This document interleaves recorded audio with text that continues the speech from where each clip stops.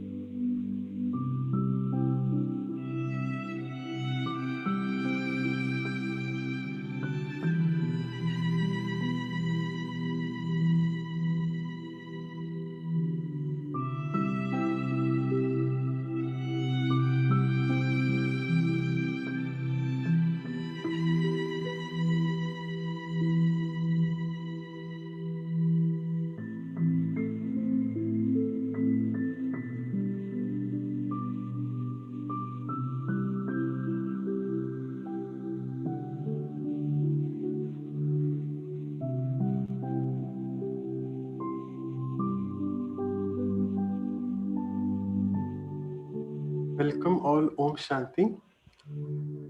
Welcome to the Values for Life series and the episode of love today. So before we start, we'll just take a minute of silence, invoke the Supreme Being, the Divine, and then start. A minute of silence.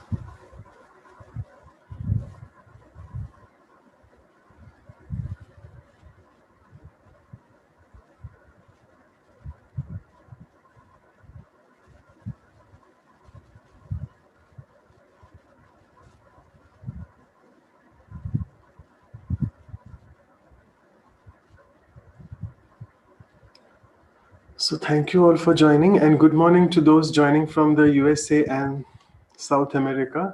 So a snowy morning in New York and even the North America, and a sunny morning for South America. Good evening to people joining from parts of Asia, particularly India. So welcome to this series of Values for Life series. We have started this in last year Diwali time, that was November.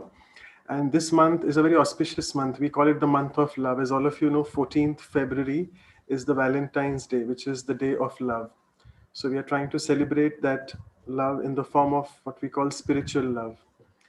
So today we have a very eloquent speaker with us. I'll introduce him a bit later. First, we'll ask the Vancouver team, the Brahma Kumaris Vancouver Center, Sister Claudia and Anu sister to welcome Brother Ken. So over to Sister Anu.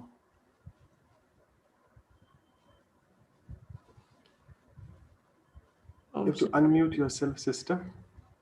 Yeah. Yeah, so Sister Claudia will be spotlight. Om Shanti, good morning from snowy Vancouver. Lots of love for you on this Valentine Day. And I think we could not have anybody better than Brother Ken to talk about love, because so far I know everyone loves him. So he's loved by everyone. And I was thinking about his qualities. For some of you who does not know him, he is someone that when you need help, he's always there available.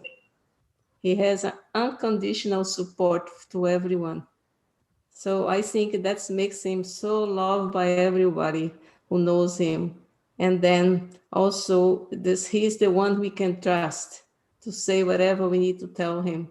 And also is a very caring, a very caring person. So thank you, brother Ken. Thank you for being with us. And then let's get Anu to welcome you with some of our rules. Welcome, Brother Ken. Very, very happy to welcome you back to Vancouver in this very unique virtual way. And it is snowing. It's very beautiful here, and it has become extra special with you among us. And on behalf of the whole Values for Life team and all the viewers from all over the world, we welcome you with these special roses on this special day of Valentine's Day. Welcome, Thanks. Ken, brother. Thank you. Thank you so much. Thank you. Yeah, thank you so much, Anu sister. So before we move on to Brother Ken, there are two other things I have to do. First is Dr. Ashok Mehta. He's also joined us. All of you know Dr. Ashok Mehta is a very senior brother of the Brahma Kumaris. He's basically the president of the medical wing of Brahma Kumaris, and also the Vihasa program. He's the national coordinator for that in India. So I would request Dr. Ashok Mehta to please say a few words of blessings for the program. Om Shanti. To enjoy God's love, you have to dive deep into the ocean of love and go to the bottom. In Gujarati, we have a bhajan, a popular hymn, which I learned when I was in the school. But I remember it today because it says, Harino Marak Che Shurano. It was written in 18th century by Gujarati poet Pritam Das. It has left a lasting impression on my mind, which I would like to share with you. Path of search for God is only for the brave, not for the cowards. Those who have jumped in the ocean of God's love, they are lost in the experience of divine joy and happiness. Those standing on the shore and watching as a theatrical entertainment get nothing but feel jealous. I can say this for Brother Ken, who has been born in Australia, works in Brazil, and lives in Sao Paulo, speaks English, of course, as his mother tongue, but also in Portuguese and Spanish, writes and speaks extensively. Is touring most of the time in different parts of South America.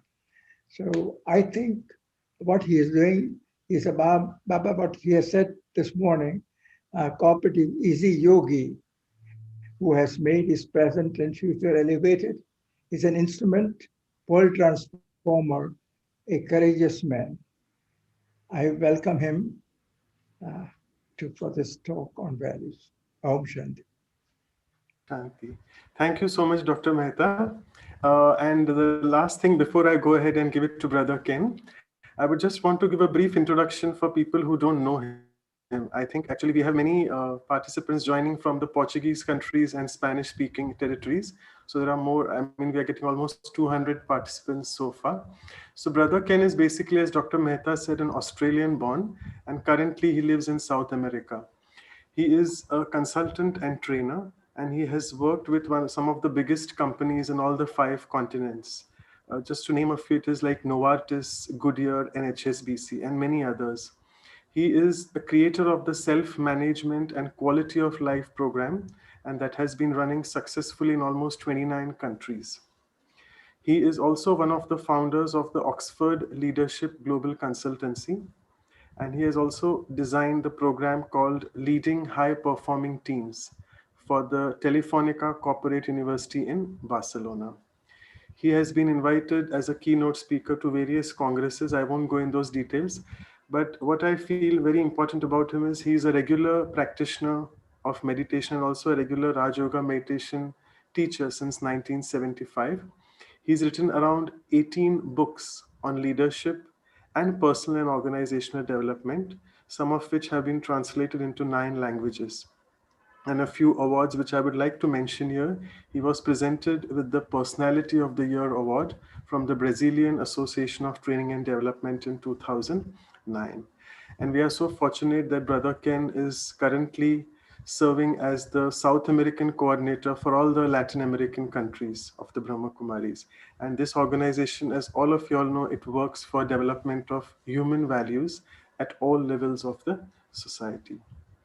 So with this brief introduction, I would now pass on to Brother Ken for the deliberation on love. Thank you.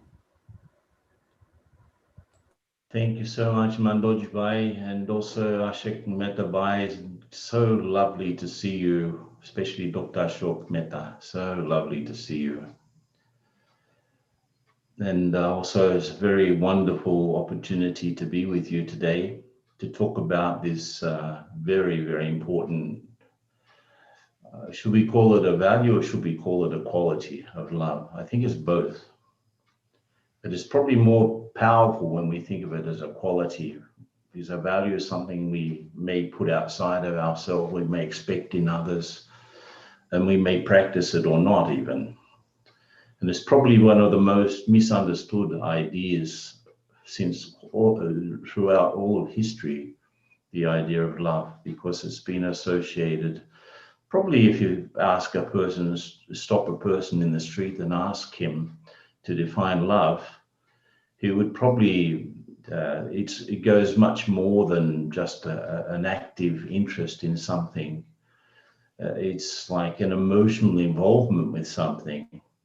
And unfortunately, the emotional involvement has even led people to confuse love with attachment. And so that's probably one of the things I'd like to pick up during our short talk today. But it's definitely one of the main qualities we have as human beings. Either we have it or we're searching for it. We'd like to be loving if we can, and we'd like to be loved if we can. And I guess this is what makes us very vulnerable, because if it's such a central thing in our relationships, it's also, if it breaks, it sort of breaks up everything. If love is broken, then everything is broken.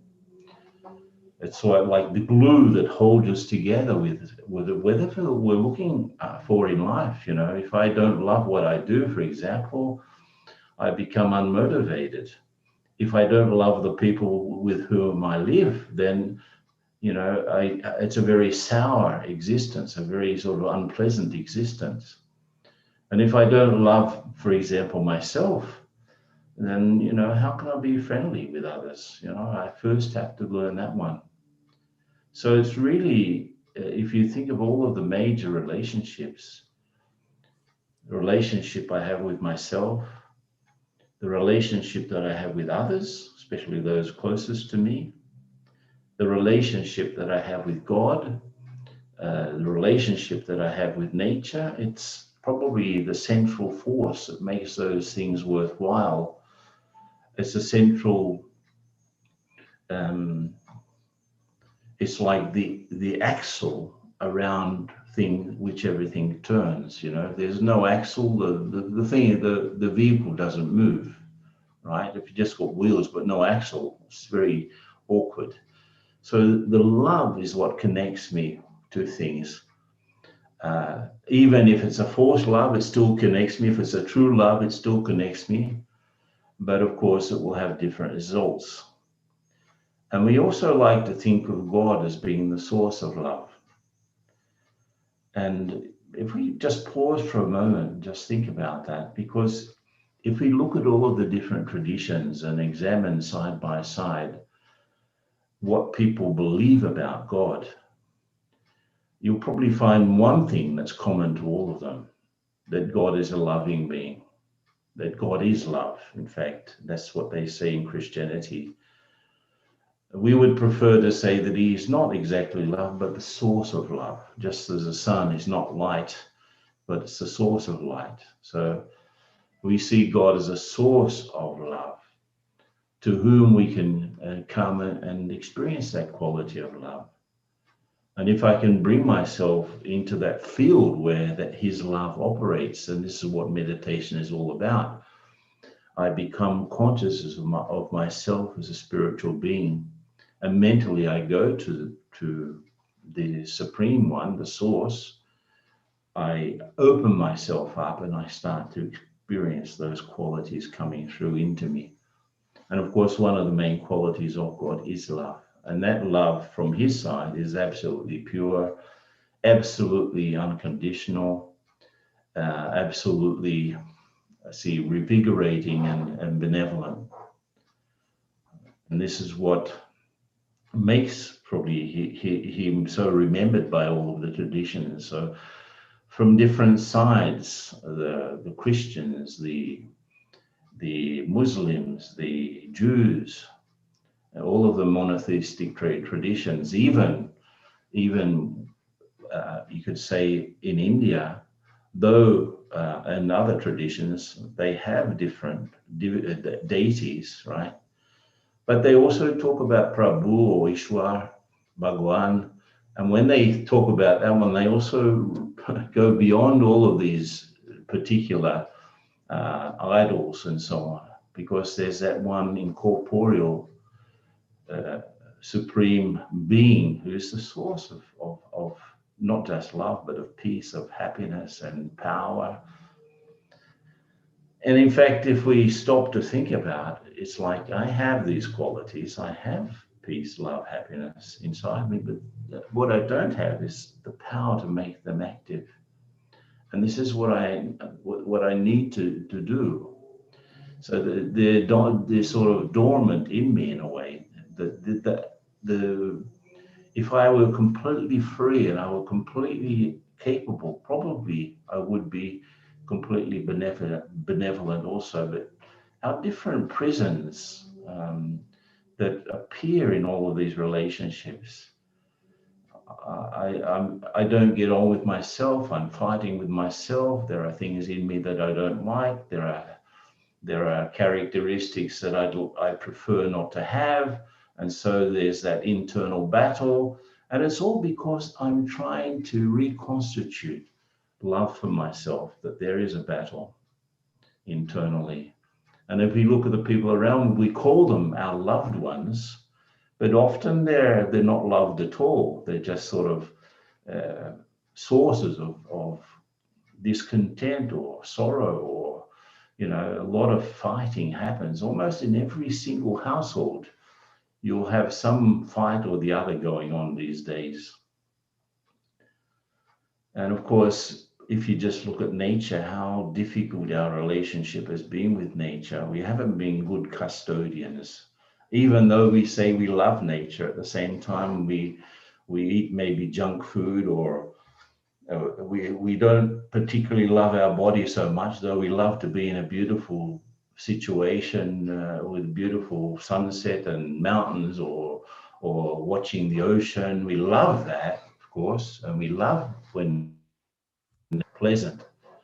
But the same nature can also become a hurricane or an earthquake, and then we don't love it so much. So our feelings go up and down according to the experience that we have from our relationship with them. And of course, our relationship with God also can go up and down sometimes because we don't really know him as much as we should. We imagine what he can do and what he can't do. And so often the attributes that we've given to God out of our love for him have created a picture of a God who, it just looks like a superhuman being who gets angry, who gets upset, who gets, if we do something punished, or he's keeping accounts of everything that we do so that one day later on he can bash us over the head with his accounting. The feeling of in many traditions, especially the monotheistic one, that we should love this God, but at the same time we should be afraid of him. That love and fear mixed together have made a lot of difficulty for us as human beings, because it's not clear what we can really get from God and what we can do with it when we get it. And therefore, this idea that we search for love and we like to be loving if we can, but we're doing it perhaps from a false perception of ourselves, because generally we don't remember that we are spiritual beings going through this human experience, but we are just human beings looking for experience, and we forget that my basic identity is as a spiritual being, and I have a body. I'm like the one who's driving this body. I'm the driver. I'm not the car. I have this car. I have these eyes to look through. I have this mouth to speak through. I have these ears to listen through. I have these hands to do things with. And when I want to go from one place to the other, I can use my legs. So I drive this car. But just by thinking that I am this, it makes me very vulnerable. And of course, love can't stay. Real love cannot stay if there's a false premise. It doesn't make friends with falseness. So if I have a false idea of myself and I'm trying to be constantly loving, it won't happen. And this is the sort of lessons that life continues to give us. Everyone, if you ask them, they would like to be happy and well and loving. They're looking for peace, love, happiness at the same time. These are like our ideals. We love for things to be like that, but we're not able to hold it because we're trying to create something based on a lack of understanding, based on a lack of knowledge. So when I think about real love, I have to put it together with real knowledge. God is the ocean of love because he is also the ocean of knowledge. He knows who we are. He knows what's going on. He knows about our story. And because he knows the whole picture, he's able to give love. And because he has the whole picture, he can see the past, the present, and the future. He can see everything. And knowing that, having that vision of the whole thing, he has no other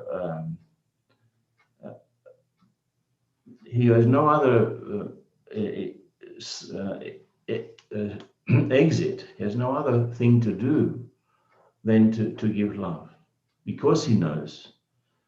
It's because he loves. That is because he loves so much. And that's because he's so merciful. He can see the whole picture. Whereas we are stuck in our little narrow vision, and we can't see what happened before this birth or what happened after this one. And even in this life, our vision is restricted to maybe a couple of weeks, perhaps. What happened last week, what happened today, what happened next week. Our vision is very restricted. Sometimes remember something last year, next year. But our vision is very immediate in a sense. And so in that immediacy, we have difficulty of, using that bigger vision to see things with. I use an example. Imagine someone with a big foot, but is being forced to use a small shoe for some reason. Of course, with a lot of effort, somehow he's able to squeeze his foot into this small shoe. It's going to hurt. It will hurt. So in a way, I'm an eternal being. I'm a spiritual being, a soul. I have a past much further than, any birth that I can remember. I've always been around looking at the past and looking forward into the future. After this particular birth, after this body, I will continue.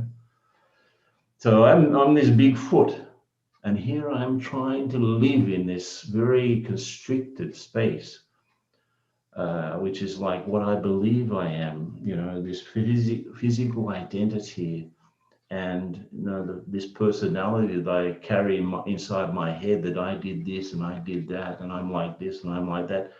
Of course, there's spiritual and emotional, even existential pain because of forcing ourselves to live something which is not real. The body is not real in a sense that it's not permanent. It's temporary. It's a set of clothes that lasts from birth until death. And here I am trying to squeeze everything into these bookends of existence in a way. It's like a bookshelf, and you've got one thing holding the books on this side and one thing holding the books on the other side, and they stay in place. So birth on one side, death on the other. Here I am trying to stay with this very, very narrow and limited concept of myself. And from that basis, interact with a world that also I don't understand. So I don't understand myself. I don't understand the world around. Of course, I will be vulnerable. And the thing that is most vulnerable is love. When I feel that someone doesn't love me, I feel, how do you feel? How do you feel if someone that you're expecting love from doesn't give you love? How do you feel? It's so central to our idea of ourselves, isn't it? If somebody loves me, then I feel I'm okay. But if no one loves me, it's very difficult, right? Now, that's why we remember God, because in all of our struggles and troubles, we know that there's one above all of these games, right? The up and down emotional games that happen between people and inside ourselves. God is beyond those, and that's why He's the one that we can depend on. He's the one that we can remember. He's the one that we can go to, and we know that He will always be loving, always be loving. So I need to work on that personal relationship, and this is very important to understand, because on one side, God is a source of energy, of spiritual energy, like a type of spiritual sun, though not so bright, a source of light, of peace, of love, of happiness. So this spiritual sun is radiating, and at the same time, He's not only just a source, He's also a being. He's a being like me, though He's the supreme being. He's a being like me, therefore, that's why He's not just a source of spiritual power. He's also the father, the mother, right? He's a being who is the mother of all of the mothers, the father of all of the fathers, the teacher of all of the teachers, the guru of all of the gurus. He's the best friend I could ever have also. So if I think of a perfect mother, and I think of that in terms of love, what is the love that I would receive from a perfect mother? And that is what I can receive from God. So love is something that is related to a relationship. So if I don't have a relationship with God, and don't just have sort of a connection between one source of energy and another source of energy, which is sort of very dry and intellectual, there has to be something to bring me to that one again and again and again, to replenish my sense of love, or my sense of lack of love even. So that's why we would go to him. But let me go to him not just as sort of a source of spiritual energy. Let me go to that one as my mother, my perfect mother, the mother of all souls. Imagine, just think about that. It seems God doesn't have a gender. Why not? He is the mother. So he just gives so much nourishing. What does a mother give to a child? Protection, infinite patience, infinite mercy, tenderness. So I can get that sort of love from God as a mother. What does a father give? What's the love of a father? He's also there to protect, of course, but he's also there. His love guarantees me some sort of an existence, right? That's the role of a father. So helping, at least traditionally it was, and these days things have changed so much, but traditionally a father would put the son or the daughter on the right track in terms of making their life in this world.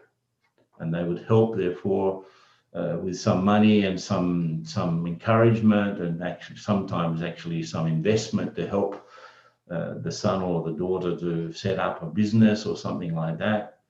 So that feeling, the love and the concern of a father is to make sure that I'm okay. Make sure that I'm okay in my life. And so that's what I would get from God as a father too. If I have that interaction. And let me tell you, meditation is not just sitting down and thinking that you're a point of spiritual light, a spiritual being, or connecting up with a powerhouse somewhere up in the sky, a mental sort of connection. But it's actually an interchange, an exchange of feelings, more than just thinking. It's an exchange of feelings. And it's more, therefore, than just prayer. In prayer, I try to talk to God. But in this sort of meditation, Raj Yoga meditation, what I do is I interact with him. I share, and it's like a dialogue rather than a monologue from my side. And it's not really about praising God, but it's about understanding what it is and how it is to be praiseworthy, what it is to have the qualities that others may praise. Instead of, oh God, you are wonderful, you are great, you are fantastic. And then at the end of that, you say, but by the way, I need some more money. I need some help. My leg is paining so much. Please give me power to go beyond the pain. It's not a real conversation when it's like that. You praise and then you ask for something. No, let me have a dialogue, a meaningful dialogue between the soul and God about something that I'd like to understand, about some aspect of this relationship with him that I'd like to improve. Let me do that. So God is a perfect mother, gives me something, gives me nutrition. God is a perfect father, gives me puts me on my way, help make sure that I can stand on my own feet. God is the perfect teacher, shows me, not just teaches me, shows me, points it out. What are the things that I need to understand? What are the sorts of basics of spiritual life? What is the soul really? Who is God really? What has happened on this earth really? What is beyond? What are the dimensions beyond this physical world? He's also there to show me that as the perfect teacher, as a perfect guide or guru. He's there to also give me the right orientation, the right instructions. You should do this, my child, not that. This is the best way to go, not that way.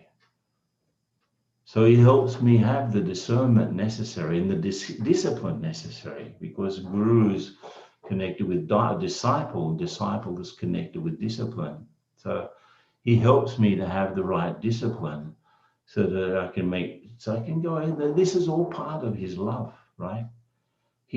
he shows that love of concern through giving me the right instructions. And as a perfect friend, just think about what would be a perfect friend? What would be the love from a perfect friend? And then we have an idea, because he's the sort of friend that would never let us down.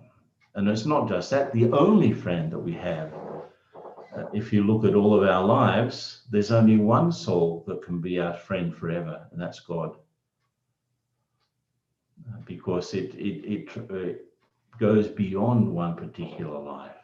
So if I leave this body and go on to another one, still God is there to be my friend, the same one.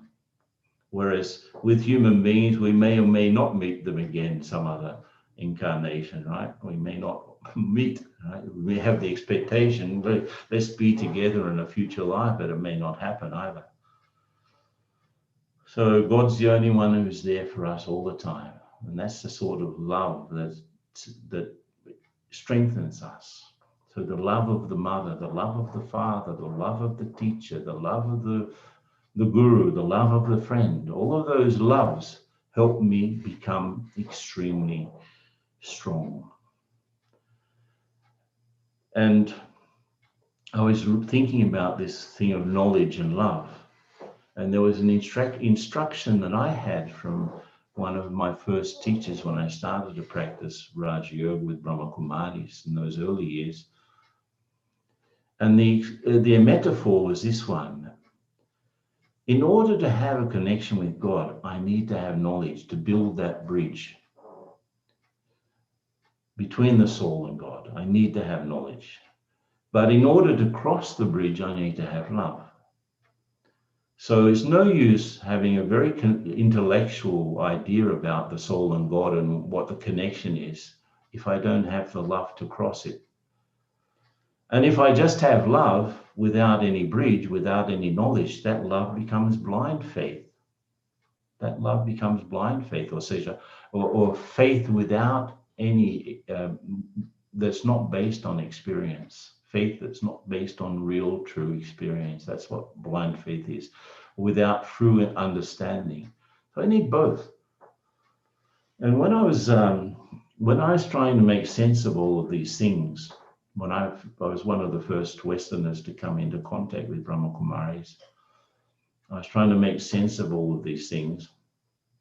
And to help me make sense of things, I used to sit in the morning early and write and write and write.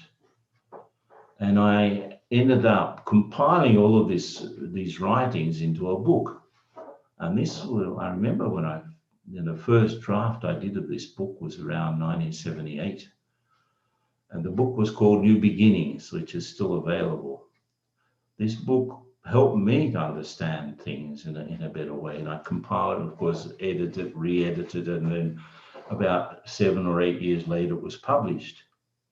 But at that time was just really for me to help make sense of things.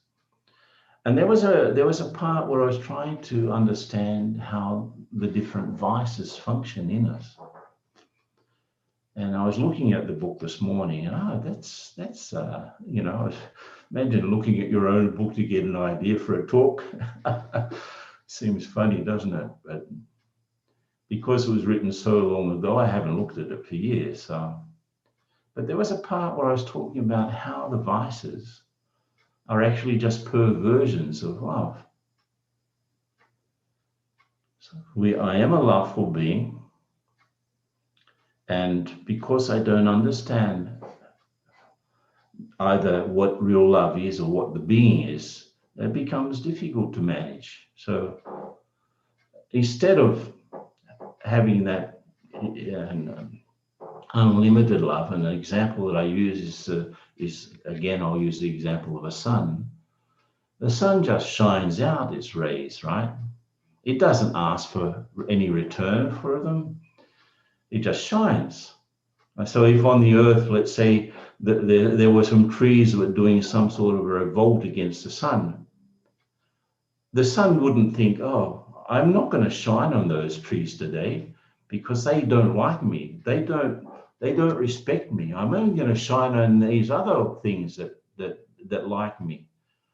The sun doesn't even consider it. It's just a source of an unlimited source of light. So if I really want to understand how my love should be, that's a very good example. My love should just shine without considering if people are appreciating it or not.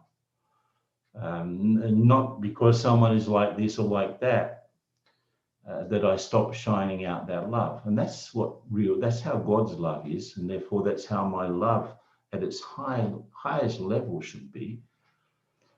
But I was looking at this example that I gave in this book, that the love initially was like that. That is the real original way love should be. But because we lost our sense of identity, because we became very insecure, because, I am a spiritual being, but I've forgotten about it. I don't know about it anymore. So there's no guarantee, I'm so much associated with the body. And so I live in a permanent fear of leaving the body that we call death. So I started to fix that love on, first of all, my own body, because that was the only thing I knew. I believed myself to be these eyes, this nose, these hands, and this mouth, and these legs. I believe that I am that thing that I see in the mirror. So I started to have this fixation on my own body. And then, of course, that didn't sort of make me happy. So I started to fixate on other people's body, that I would try to get some sort of a sense of satisfaction using other people's bodies. And this became what we call lust. So very much in the society, love is confused with lust. That I go after, real love has nothing to do with sex. It's really just this unlimited feeling blossoming from a heart that's full. But then I start to limit that love on objects. First of all, my own body, then other people's bodies, and and of course I'm looking for satisfaction. I'm looking to fulfill myself. So I can't get it through my own body. Let me try to get it through someone else's body. And when we realize that doesn't work, it makes us frustrated. So you could say that anger is just the frustration of love. What I was looking for didn't happen. The sort of pleasant experience that I wanted didn't happen. The investment that I made in a particular person or thing didn't happen. It's not giving me the happiness that I thought it would. So I get frustrated, and that leads to anger. And, anger is really this sort of an inverted type of love that's backfired. And instead of me shining out love, I start to burst out angry words or thoughts. And of course, this doesn't work either. I start to, maybe I need to improve my image, because people are not giving me the love that I need or want. So let me improve my image. Let me sort of brush up the image that I have of myself, that I did this and I did that, and I'm like this and I'm like that. So this false love for the self becomes ego. That's what ego is. It's a fake love for the self, because it doesn't work. And of course, I'm going after things. I'm going after all of these attempts to recover my sense of real self-respect, which is real self-love, haven't worked. So I think that it's because I'm not doing enough. So I need more. I need to do more. I need to have more. I need to accumulate things, because the little things that I have are not enough. So I need more. And therefore that search for love becomes greed. And then, of course, we know I left to the last, because attachment is probably what people most associate with love. We attach ourselves to something because it's not only something that I love, but it's something that I own. You know, this is mine. These are my things. These are my kids. This is my family. It's not wrong to have kids and family, but the problem is to set up a prison, because generally the things that we are attached to end up owning us. Even though I state to the world that I am the owner, those things end up owning us. And one metaphor that I like to, you know, real love is like to admire a flower in nature, just to admire it in its all of its beauty, just admire it, accept it, see its beauty. An attachment is to cut the flower and put it in a vase, you know, put it in a jar or something and just watch it, you know. The moment you cut the flower, it starts to die. So it's not that we have to defeat attachment. No, we have to become loving. That's the main thing. I have to learn how to love in the highest way possible. It's not about conquering attachment. It's about becoming loving in the highest possible manner. So if I make efforts to love like that, to be more unlimited with the love that I give, to allow people to be as they are, I generally, even though people may be doing something wrong, my tendency is not to think that they're doing evil. But if someone is doing something that's not so great, it's not because he's being evil, it's because he's weak. So what does a weak soul need? A weak soul needs some strength, some power. There's no one really bad, just weak.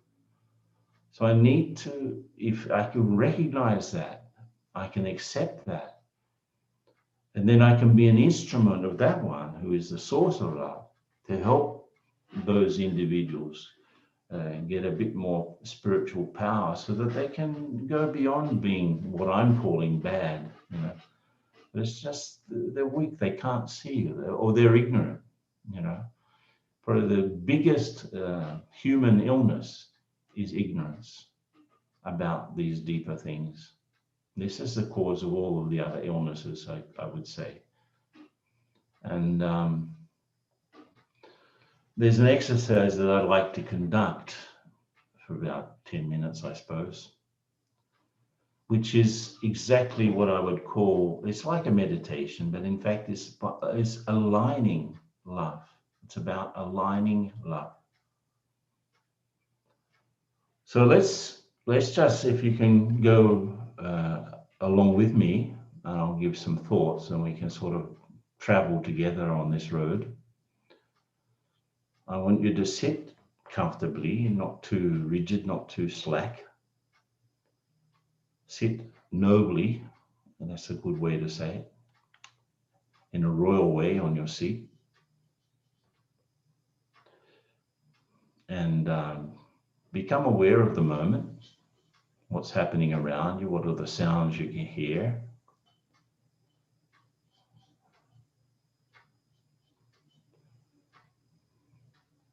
What are the things you can perceive through your eyes? Don't need to close your eyes, you can keep them sort of half open. So you're aware of the moment, you're aware of the things around you. Now, just as you're sitting on a seat, go to a mental seat behind the middle of the forehead. Sit there mentally. This is the seat of consciousness, you could say. So I'm mentally seated where I should sit, in the consciousness of I, the spiritual being. I am the soul. This is my seat. And from here I command my life. I'm aware of the scenes and situations around me, but I'm in the center of it all, completely calm and stable. Okay? Now in this state, let's do something together.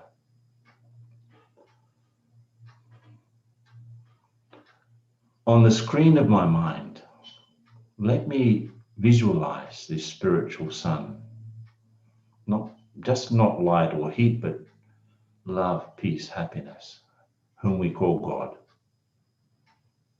So mentally, I'm sort of opening to receive the rays from that source. I'm just feeling that I'm being bathed in those rays.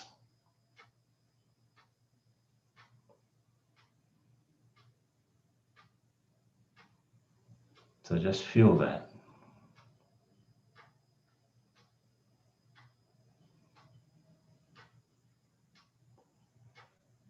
Just feel so much love. So much. This is the source. This is the one that I've always remembered by many names: God, Shiva, Jehovah, Allah, the Great Spirit. So many names have been remembered, but that one is in front of me now. And I'm just feeling so much love coming from him.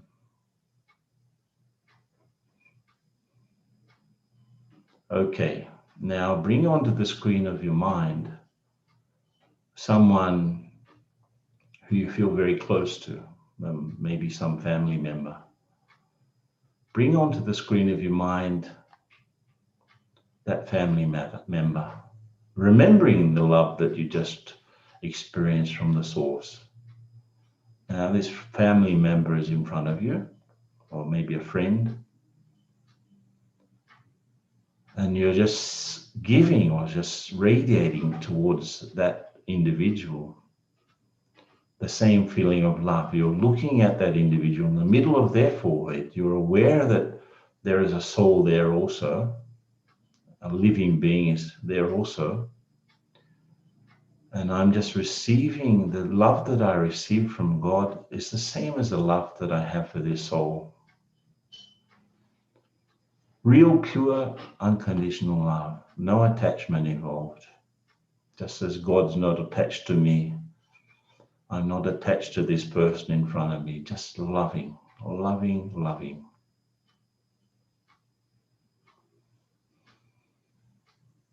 Now bring onto the screen of the mind someone that you don't get along with very well. And you realize that that person probably was doing those things out of weakness.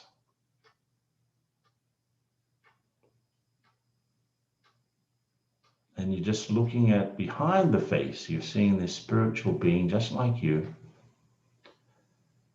shining there. And the same love that you experienced from God just a few minutes ago, you're also sending that to this person that you don't get along with.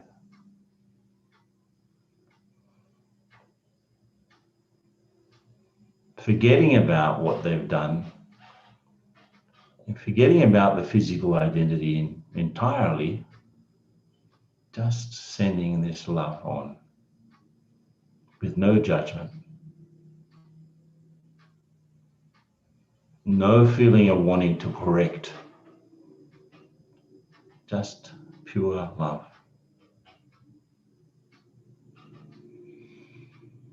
Now bring onto the screen of your mind yourself. Let's say, try to see yourself sitting there from a distance, like an actor in a play.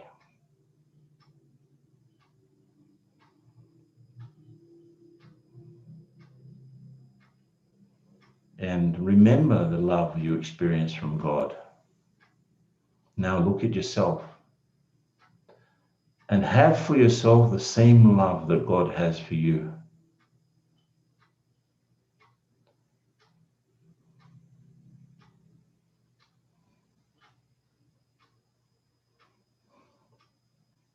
Just feel that unlimited feeling. Now, last step, go back to remembering the source, remembering the one, remembering the loving Father, Mother, Teacher, Guide. You're in front of that one again. And you realize that love has been the same, whether love from God to me, whether love from God to people that I get along with, or love to people that I don't get along with, or love to myself, they are all the same love. Love is just one thing, not different. So feel the sameness, and you can be sure that that love is the highest quality love. So let's now go back to the normality of our surroundings. This is sort of things that this is sort of a short exercise we can always do. So any questions that have come up in the chat, or anything you'd like me to say? Yes, thank you so much, Brother Ken, for taking us in this experiential visualization. And it was a beautiful talk. And you mentioned that how all the vices, they are basically perversions or perturbations of love. You explained each of the vices in detail. Thanks so much. There were quite a few questions related to that, so I won't take that. I'll take a few others. One question is, how do I be in the constant awareness that I am a spiritual being having a human experience? How to have this constantly in the awareness? I have to train it, right? You start off simple and work on it. You start off with simple acts. For example, while you're eating, remember that you are a spiritual being, activating your hands and your mouth and your tongue and your intestines, everything to work with that food. So I'm a spiritual being and I'm feeding my body. I'm not a sort of voracious being that's sort of starving that I need to feed myself in a greedy way. So it takes practice. Let me walk. I can walk to the door any old way, but I can also walk to the door as if I'm sort of, really conscious that I am the spiritual being giving power to each step to move forward. I'm moving the body. I'm the one moving the body. I'm the one feeding the body. I'm the one bathing the body. So you start off with those simple things, and little by little becomes more and more natural. It requires dedication. Won't happen one day to the next, but with time it becomes more and more natural. Okay. Right. Thank you. There are a couple of other questions. One question is, I think you mentioned about true love and false love, right? The word started with F, was false or forced? Because many people are asking, distinguish between force or false. False. False, F-A-L. right. So I got it right. Yeah. So how do we distinguish between false love and true love? By the results, Okay. Right. If you're staking your feelings, let's say my love depends on you loving me. I will love you if you love me. It's not real. It's unsustainable. And it's ridiculous in a way, because you want people to respect you, but you're unwilling to give yourself self-respect. So why should they? I can't keep my own self-love, yet I want others to love me. It's not that other people's love will substitute the lack of love I have for myself. And that's why it's unsustainable. So instead of saying false, you could say unsustainable. It's ephemeral, or sort of, it'll give a result one day, but not the next. And this is many times a relationship between two people, for example, is based on the idea that I will love you if you love me. If you don't love me for any reason, watch out. So, that sort of emotional, let's say, commerce. Emotional commerce is not love. It's just the ego trying to feed itself. And, if I try to get, my children don't love me, no, why are you expecting? Real love doesn't have expectation. It automatically engenders love from the other side. There's no expectation in real love, but in false love, yes. So if it really is love, it will inspire love. But if I don't have real love, then I'm forced to use this made up version of it in order to entice somebody into my fold, into my relationship. So I don't need I can't live permanently with false love. I can only live permanently like that if the love is real. It's the only love that will really satisfy the soul. The false love only satisfies the ego. Okay? Right, great answer. A lot of differences between true and false love. Another question is, someone has said God is an incorporeal being residing in the soul world, and he is also said to be abhokta, which means he does not have experiences. According to that person is saying abhokta means no experience. So then what is the process that God uses to shine his love to all the children? Does Baba express love from Param Dham? That's a very good question. In the same way, I would say, I think because it's such a subtle thing, we are forced to use metaphors that are related to the physical world, right? Now, you could say on one side that the sun, our physical sun, which is so essential for all life on our planet, it's the sun that is photosynthesized into food. It's the sun that evaporates salty water and makes it fresh water. It's the sun that gives us the right temperature that we could live at. And in fact, cold really doesn't exist. It doesn't have a source. Cold is only when there's no sun, right?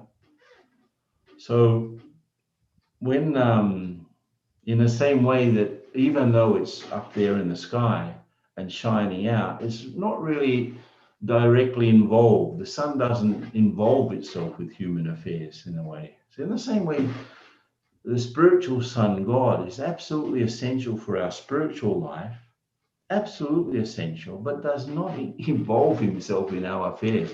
We have to go to the sun. If someone, going back to the physical sun, let's say I'm living inside of a cupboard, inside of a closed room, inside of a closed house with all the windows down, and I'm complaining about the lack of light. It's not the problem of the sun. It's me. I'm the one that shut myself off from it. So God doesn't involve himself directly in human affairs, but he's just there but I need to make the effort to go to him rather than him making the effort to come to me. That's how it is. Right. And I'll just take the last question. A brother has said that thank you so much for sharing beautiful, deep knowledge.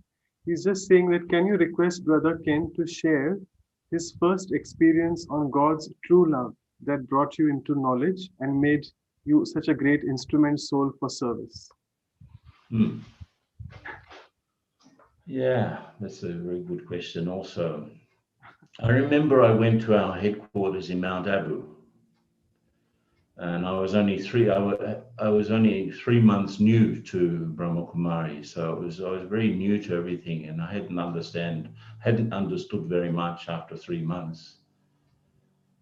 But when I went to Mount Abu, Al Madhaban, it was still just about 6 years only after the founder had passed on, Brahma Baba, Prajapita Brahma had passed on only 6 years previously. So everything was still more or less how it was when he was around. And I just felt so touched by the simplicity, the royalty, the purity, the vibration was so powerful. And I just, in meditation, there's a small meditation room there. I sat in that room. And I was not really thinking very much at all, but I started to feel so great that I was being welcomed, that there was a sort of a feeling of love coming from the Supreme to me. And I was feeling that I was being welcomed. And not only that, I was feeling that I had arrived at my real destination. And not only that, the next day or 2 days later, I went to the same little room there, which these days is a meditation room. And I just felt that whatever I needed to do in my life, God would be with me, that he would accompany me. So he was offering not only welcome, but also protection and guidance. So that was more or less my first experience, real experience. And after that, I started to get more and more involved in the work of the Brahma Kumaris because of that guarantee that I felt through meditation. Right. Thank you so much for sharing your beautiful experience. So would you just mind taking us in this meditative experience of love for the next few minutes? Again, okay, sure, why not? Yeah. We'll have Anu's sister in the background playing some soft music, and we'll just be in the meditative mode. Over to you. Okay, sure. So again, let's just sit nicely. Let's remember that we are souls, these tiny beings of conscious energy, giving life to these bodies. And we are seated at our seat of consciousness behind the forehead.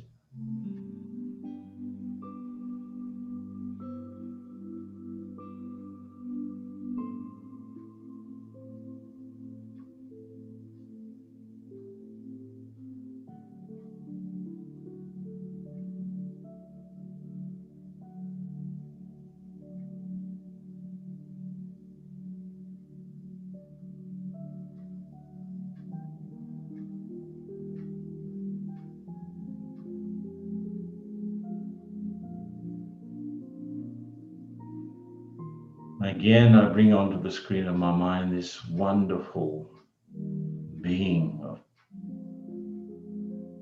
that we call God.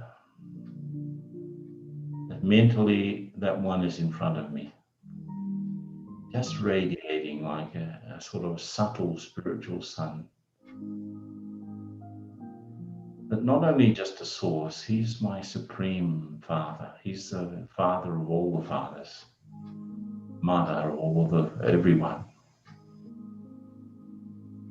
So let me just come close in that feeling of being nurtured and looked after, which are so central to what love is. Let me just feel the benevolence that comes out from that one, which is also a function of the love.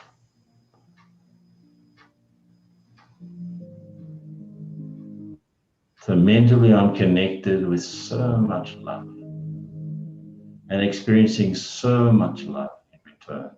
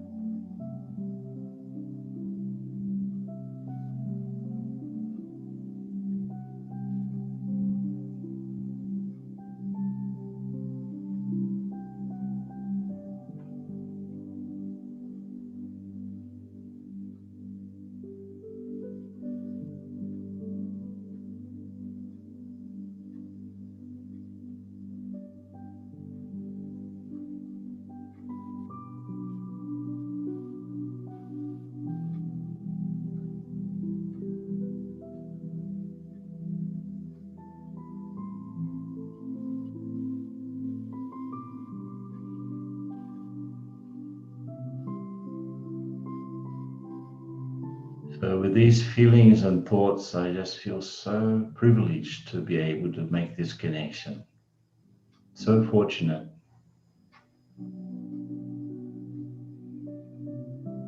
Little by little, let's just come back to wherever we are, re-energized and feeling the effect of that love in our lives. Okay, open your eyes a little bit more and Om Shanti. Thank you so much once again for this beautiful experience of loveful meditation. So before we close, I'll just make a few announcements. go. Hope my screen is visible. Yeah. So what Brother Ken has already told us about love, we usually conduct small experiential workshops on that value. So we'll be doing the part 2 love. Part 1 was already covered on 7th of Feb, a week ago. So all of you can just note down the time. The India time would be on 21st Feb Sunday, 10 o'clock morning to 12. And the West Coast Canadian time is 8:30 to 10:30, one day previous night. We'll be emailing you the Zoom and passcode details also on your WhatsApp as well. And as you all of you know, it's the fortnightly series. So we have chosen this month of February as the month of love. So the next value which we are covering is called benevolence. As you can see, I'm just trying to highlight, it also has love in it, L-O-V-E, right? L-O-V-E, benevolence. It's on 28th February. We have none other than another senior brother and very much close to also Brother Ken, that is Brother Charlie Hawk from Sydney. Both of them had come into the knowledge of Brahma Kumaris at the same time in London. And since he'll be joining from Australia, which is, I think, 5.5 hours ahead of India, so our times are slightly changed. So on 28th Feb, which is another Sunday, we'll be doing it morning 10 o'clock India time. So it will be for the West Coast Canada, it will be one day prior on the Saturday, 8:30 p.m. We'll be emailing you and WhatsApping the details as well later. The value would be benevolence. And just to enhance this experience of love, we have these series of silent retreats, which we do. We did in the month of January, which was the Avyakt month, what we call the month to attain perfection. We did silent retreat on concentration and introspection. So same thing, since we are celebrating love in this month, so we'll be trying to do another silent retreat on experiencing God's love. And that we'll be doing on Saturday, February 27th, a full 3-hour silence retreat, 9 a.m. to 12 p.m. India time. And Friday, one day prior, the Vancouver time, evening 7:30 to 10:30. So with this, I'll just stop sharing. And before we go on, I would just like to thank immensely all the translators as well, who have done a very beautiful job in Portuguese, Spanish, and Hindi as well, because we have a lot of audiences from India as well who are joining. And lastly, I would also want Sister Claudia now to propose a vote of thanks to Brother Ken for immensely sharing his time with us and giving us such a deep insight on love. Over to Sister Claudia. Dear Ken, in the name of all the team, of the values team, in the name of everyone who is here watching you, I really like to thank you for being with us. And then we really learn more and more about love. And then it's very nice to see how sometimes we go outside to look for love, but the love we need to have inside first to ourselves. It was very nice to see that part. So from our heart to your heart and to everyone's heart, happy Valentine's Day. Thank you so much, Claudia, sister. And before I forget, I'm sorry, I just forgot that to announce. So you can find more information on the websites of Vihasa, which is in front of you, .in, the Indian website, and also to vancouver.brahmakumaris.ca. That's the Vancouver local center address. And you can also find the links to Raj Yoga meditation courses in Portuguese and Spanish on the Vancouver website of Brahma Kumaris. It's very easy. You can email to them as well at vancouver@ca.brahmakumaris.org. And if you have to email anything to Vihasa India, our email is vihasaindia@gmail.com. So with this, I'll just stop sharing. And once again, a lot of thanks to the entire team from Vancouver and also everyone from Brazil and all the other participants who have joined and made this program really a big success. Thank you, all of you. Thank you. Thanks. Om Shanti.